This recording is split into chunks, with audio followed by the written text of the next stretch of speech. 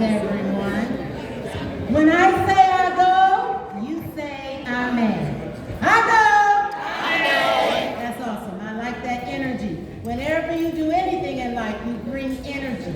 And we need your energy today. We're going to start off sharing African culture, music, and dance with a touch of the African American experience. We are the DCSL's African Drum and Dance class.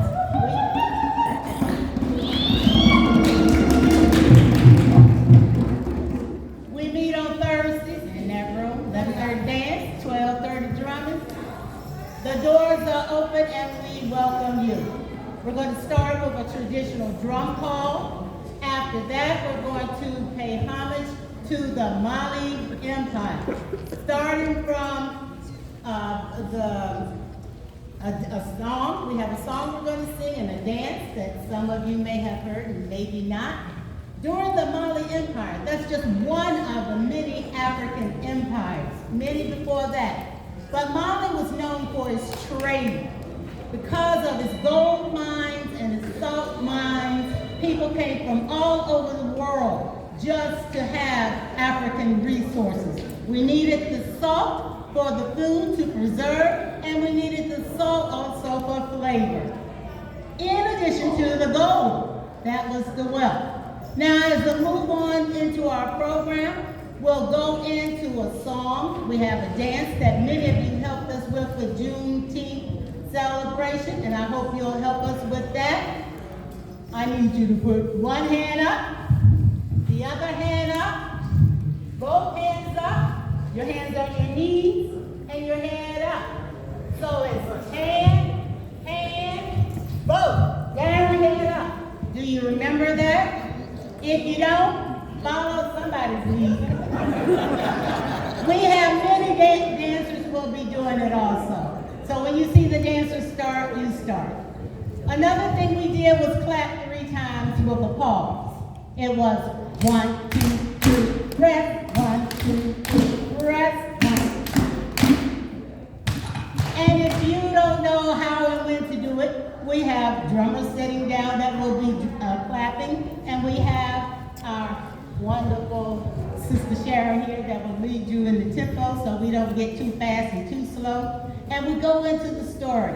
We have the songs, the story starts, the dancers are dancing. When the griots went out to tell people about their new freedom and what King Sundiata did, the dancers went with them and they danced lamba. And one griot told me from the Gambia, and Gambia used to be a part of that Mali Empire. As a matter of fact, most of West Africa was part of that Mali Empire. He said, look my right, look my left, we're free. So starting off with the drum call.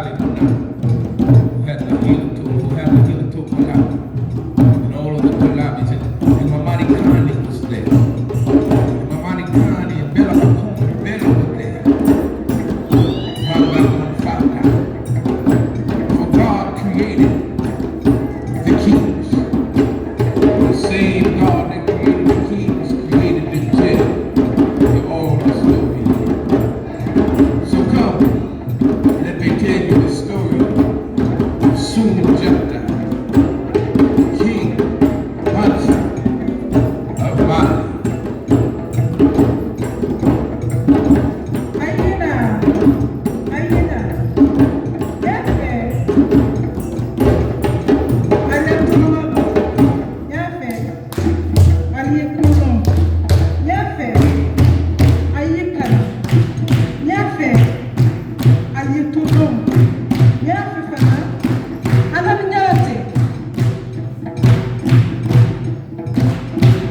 There was a king, Manga Konfata, who had 3 wives.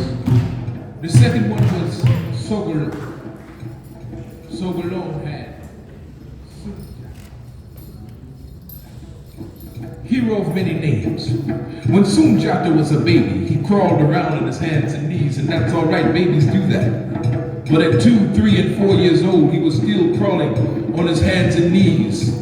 And his mother Sogolon said, something is wrong with my baby's legs. And so she took some oils and some ointments and she rubbed them down, she hugged him and she prayed over him. But no matter what she did, he still did not walk. 4 years old, 5, 6 years old, he never walked and he never talked. At 7 years old, all the children in the capital city of Niani, and they would pick breadfruit and leaves from the great baobab tree to bring to their mothers to cook with. But Sunjata's mother got no leaves because her oldest child was still what? Crawling on his hands and knees. One day, she went next door. She wanted to borrow some baobab leaves from the first wife, whose son was supposed to be king. But Sogolon's son was prophesied to be king.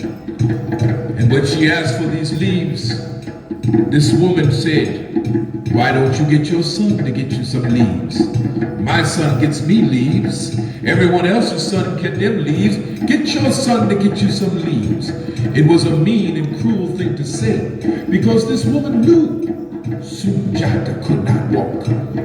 Sogolon ran home hurt and angry and just a little bit sad, and she saw her son playing in the front yard, and in a moment of anger, or maybe it was sadness, she looked at him and said, why can't you walk?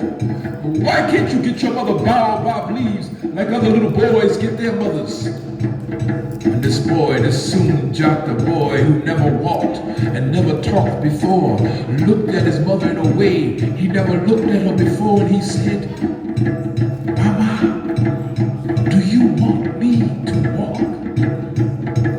Of course I want you to walk. Mama, do you want baobab leaves? Or do you want the tree? His mother said, as much as we've been through, I want the tree. And so Sunjata told her to send for this long iron pole, a pole that was made for the day when Sunjata would walk. When the young lion would stand up, 6 people carried this pole over to him and they dropped it at his feet. Then Sunjata, he reached over, wrapped his hand around that pole and started to lift it straight up. People were gathering around. Somebody said, stop that boy. He's the son of the king. He's going to hurt himself. Stop him. But Sunjata knew what he had to do. And he kept lifting that pole and lifting that pole and lifting it until it was standing straight up. And he pulled himself up.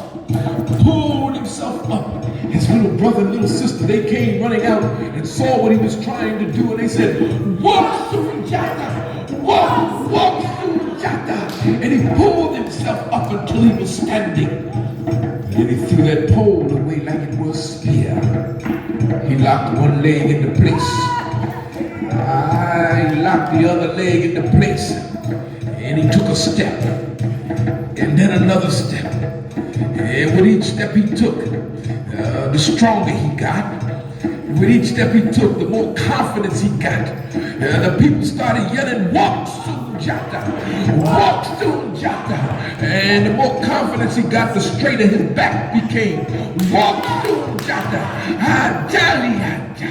Yes, he walked, and he walked strong and straight and confident up to that baobab tree. He squatted down, put one arm as far around as he could, put the other arm as far around as he could, and he gripped that tree and lifted it out of the ground, carried it over to his mother, walked Sundiata, carried it over to his mama, walked Sundiata, carried it over to the queen Sogolon, walked Sundiata, and placed it before her.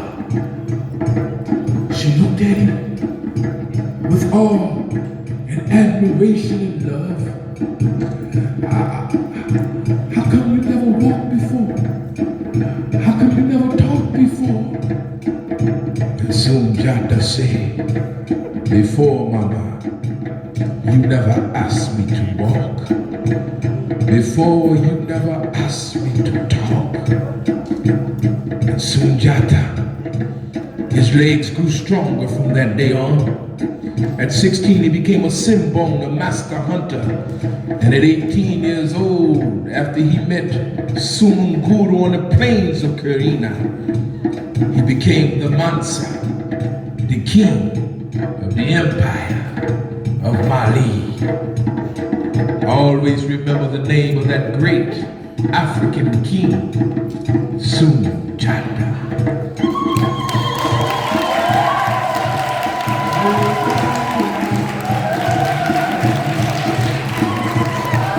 I